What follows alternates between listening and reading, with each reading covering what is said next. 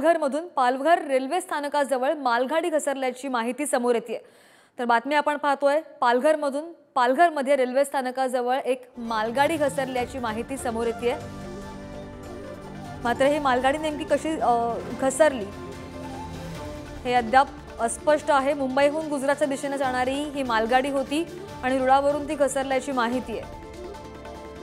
अधिकची माहिती घेऊया तुमचे प्रतिनिधी निखिल आपल्या सोबत आहेत। निखिल, नेमकं काय घडलेलं आहे? ही जी मालगाडी जी होती ही कॉईल घेऊन जाणारी स्टीलची जी कॉईल आहे ती कॉईल घेऊन जाणारी मालगाडी होती।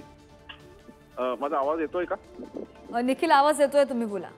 हा, ही जी मालगाडी होती ही मुंबईकडे जात होती। मुंबईकडे जात असताना ही मालगाडी रेल्वेवर उभी असताना हळू मागे पुढे होत होती आणि त्या दरम्यान हे रेल्वे रुळावरून ही जी मालगाडी आहे 4थ्या नंबरच्या रुळावरून, नवीनच हा ट्रॅक आहे, इथूनच मालगाडीचा जाण्याचा पॅसेज मार्ग आहे आणि त्या ठिकाणाहून जात असताना ही मालगाडीचे काही डबे जे आहेत ते अचानक घसरले, रुळावरून घसरले आणि त्यामुळे ह्यावरची जी कॉईल आहे ती संपूर्ण रेल्वे रुळावर अस्ताव्यस्त पडल्याचे दिसून येते।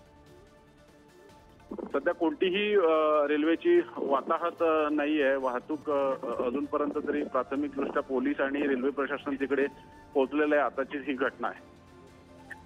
निखिल, धन्यवाद दिलेल्या सगळ्या माहितीसाठी। बातमी आपण पाहतोय पालघरमध्ये। तर पालघर रेल्वे स्थानकाजवळ ही मालगाडी घसरलेली आहे आणि पोलीस प्रशासन सुद्धा नुकतंच तिकडे पोहोचलेलं आहे आणि गुजरातहून मुंबईच्या दिशेने ही मालगाडी येत होती, मात्र ती रुळावरून घसरल्याची माहिती आहे। बाकीच्या ज्या गाड्या आहेत त्यांची वाहतूक खोळंबलेली पाहायला मिळते।